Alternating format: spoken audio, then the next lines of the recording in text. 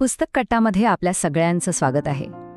Atomic हॅबिट्सच्या प्रवासात आपण आता एका महत्त्वाच्या टप्प्यावर आलो आहोत. आपण बोलणार आहोत प्रगत डावपेचांबद्दल. म्हणजे चांगल्या सवयी तर लावल्या, पण मग पुढे काय? फक्त चांगलं असण्यापासून ते खऱ्या अर्थाने महान होण्यापर्यंतचा प्रवास कसा करायचा? चला आज हेच रहस्य उलगडूया. आपल्यापैकी अनेकांसोबत असं होतं नाही का? आपण खूप मेहनत करून चांगल्या सवयी लावतो, सगळं छान सुरू असतं आणि मग अचानक एका ठिकाणी आपली गाडी थांबते, प्रगती थांबते. आपण एका ठीकठाक किंवा पुरेसं चांगलं अशा पठारावर येऊन अडकतो. मग अशा वेळी काय करायचं? तिथून पुढे कसं जायचं? चला, याच प्रश्नाचं उत्तर आपण आज शोधणार आहोत. तर प्रभुत्वाच्या किंवा मास्टरीच्या दिशेने जाणाऱ्या शिडीची ही आहे पहिली पायरी, आणि ती म्हणजे अशा ठिकाणी खेळा जिथे जिंकण्याची शक्यता जास्त आहे. आता याचा अर्थ काय?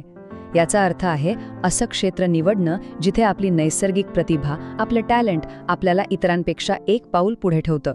पण हे ओळखायचं कसं? चला बघूया. हे बघा, इथे दोन दिग्गज खेळाडू आहेत. एक आहे जलतरणपटू मायकल फेल्प्स आणि दुसरा आहे धावपटू हिशाम एल गुरुज. आता एक गंमत सांगते, दोघांच्या उंचीमध्ये तब्बल 7 इंचांचा फरक आहे. पण तुम्हाला आश्चर्य वाटेल की त्यांच्या पॅन्टची आतून लांबी म्हणजे इन सीम लेंग्थ मात्र अगदी सारखी आहे. असं कसं शक्य आहे? कारण फेल्प्सचं शरीर हे पोहण्यासाठी जणू घडवलंच गेलंय. लांब धड, आखूड पाय. तर हिशामची शरीरयष्टी धावण्यासाठी एकदम आदर्श आहे. आखूड धड, लांब पाय. म्हणजे दोघांचीही शरीररचना त्यांच्या खेळासाठी परफेक्ट आहे. आणि यातूनच आपल्याला एक महत्त्वाचा मुद्दा कळतो. जीन्स किंवा आपली आनुवांशिकता आपलं नशीब नाही ठरवत. नाही, ते फक्त आपल्याला संधी कुठे आहेत हे दाखवतात. म्हणजे ते आपल्याला काही गोष्टींसाठी नैसर्गिकरित्या अधिक सक्षम बनवतात. याचा अर्थ असा नाही की आपण दुसरं काही करूच शकत नाही. पण मुद्दा इतका असा आहे की जिथे आपली नैसर्गिक रचना आपल्याला मदत करते ना, तिथे यश मिळवणं खूप खूप सोपं होऊन जातं. मग प्रश्न येतो की आपलं स्वतःचं योग्य क्षेत्र कसं ओळखायचं? त्यासाठी ना स्वतःला काही प्रश्न विचारून बघा. पहिला, असं कोणतं काम आहे जे इतरांना अरे बापरे किती कंटाळवाणं आहे असं वाटतं, पण आपल्याला मात्र त्यात खूप मजा येते? दुसरा, असं काय आहे जे करताना वेळेचं भानच राहत नाही, आपण अक्षरशः त्यात हरवून जातो? आणि तिसरा, असं कोणतं क्षेत्र आहे जिथे कमी मेहनत घेऊनही आपल्याला इतरांपेक्षा जास्त चांगले परिणाम मिळतात? या प्रश्नांची उत्तरं तीच तुम्हाला तुमच्या योग्य खेळापर्यंत घेऊन जातील. बरं, समजा आपण योग्य खेळ निवडला, पण ही तर फक्त अर्धी लढाई जिंकल्यासारखं झालं. खरं आव्हान तर आत्ता सुरू होतं. ते म्हणजे त्या खेळात टिकून राहण्याचं. कारण सुरुवातीचा उत्साह तर सगळ्यांनाच असतो, पण जेव्हा तो कमी होतो आणि रोजचा सराव कंटाळवाणा वाटू लागतो, तेव्हा प्रेरणा कशी टिकवायची हाच खरा प्रश्न आहे. यासाठी ना आपण प्रसिद्ध कॉमेडियन स्टीव्ह मार्टिन यांचं उदाहरण पाहूया. आज ते जगभर ओळखले जातात, पण हे यश त्यांना एका रात्रीत मिळालेलं नाही. जवळपास 15 वर्ष लागली त्यांना.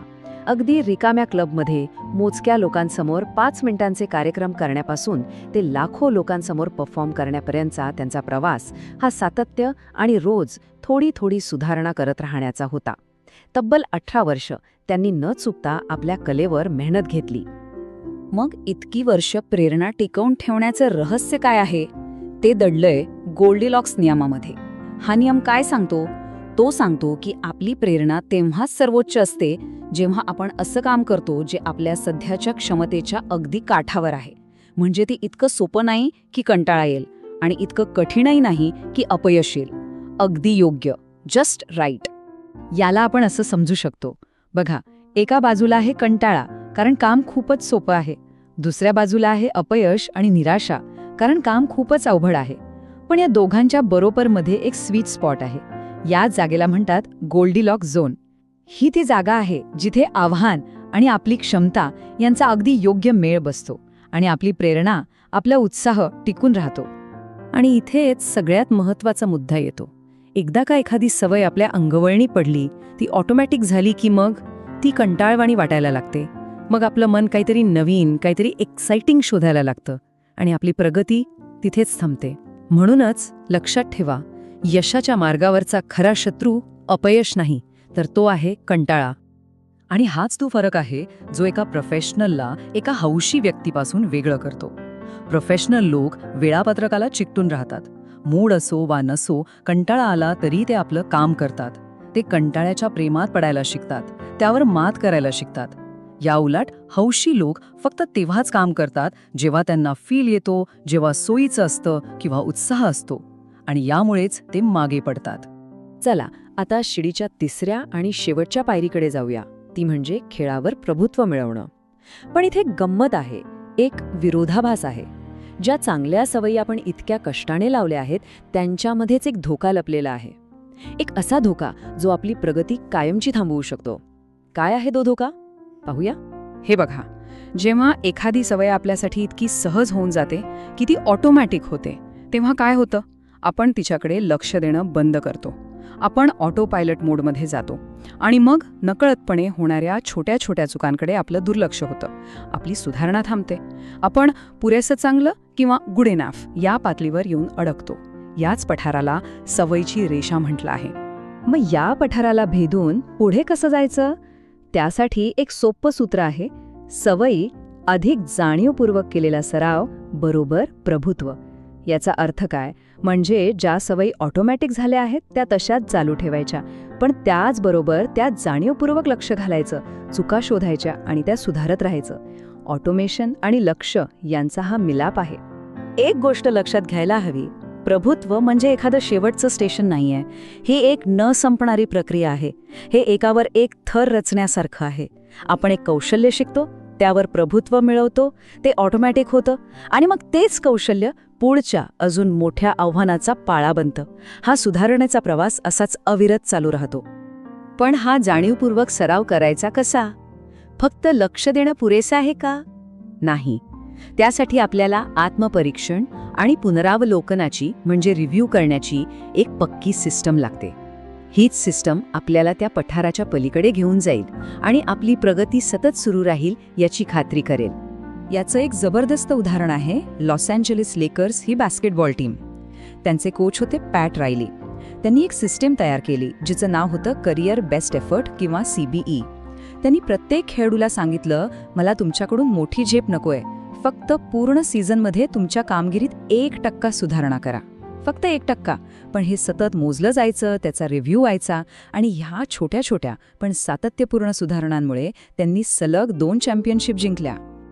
आणि हीच पद्धत आपणही आपल्या आयुष्यात वापरू शकतो. अगदी सोपी आहे. प्रत्येक वर्षाच्या शेवटी स्वतःसाठी थोडा वेळ काढा आणि फक्त 3 प्रश्न विचारा. पहिला, यावर्षी काय चांगलं झालं? दुसरा, यावर्षी काय मनासारखं झालं नाही? आणि तिसरा आणि सगळ्यात महत्त्वाचा, मी या सगळ्यातून काय शिकलो? हे साधं आत्मपरीक्षण पुढच्या वर्षासाठी जबरदस्त दिशा देऊ शकतं. आणि फक्त वर्षाच्या शेवटच नाही तर वर्षाच्या मध्यातही एक छोटासा चेक इन करा. याला आपण सचोटी अहवाल किंवा इंटिग्रिटी रिपोर्ट म्हणूया. यात फक्त स्वतःला विचारा, माझी मूळ मूल्य, माझ्या कोर व्हॅल्यूज काय आहेत? मी सध्या त्या मूल्यांप्रमाणे जगत आहे का? आणि भविष्यात अजून चांगल्या प्रकारे जगण्यासाठी मी काय करू शकेन? हा छोटासा सराव आपल्याला आपल्या ध्येयांशी आणि आपल्या ओळखीशी प्रामाणिक राहण्यास मदत करतो. तर थोडक्यात सांगायचं तर ही आहे महानतेकडे जाणारी शिडी. पहिली पायरी, आपला नैसर्गिक खेळ शोधा आणि तिथेच खेळा. दुसरी पायरी, गोल्डीलॉक्स नियमाचा वापर करून कंटाळ्यावर मात करा आणि खेळात टिकून राहा. तिसरी पायरी, सवयींसोबत जाणीवपूर्वक आत्मपरीक्षण आणि रिव्ह्यू जोडा. आणि सगळ्यात शेवटी पण सगळ्यात महत्त्वाचं, आपली ओळख लवचिक ठेवा आणि सतत शिकत वाढत राहा. आणि जाता जाता लाओ त्सू यांचं हे एक वाक्य कायम लक्षात ठेवण्यासारखं आहे. ते म्हणतात, जे कठोर आणि कडक आहे ते मोडलं जाईल, पण जे मऊ आणि लवचिक आहे तेच टिकेल.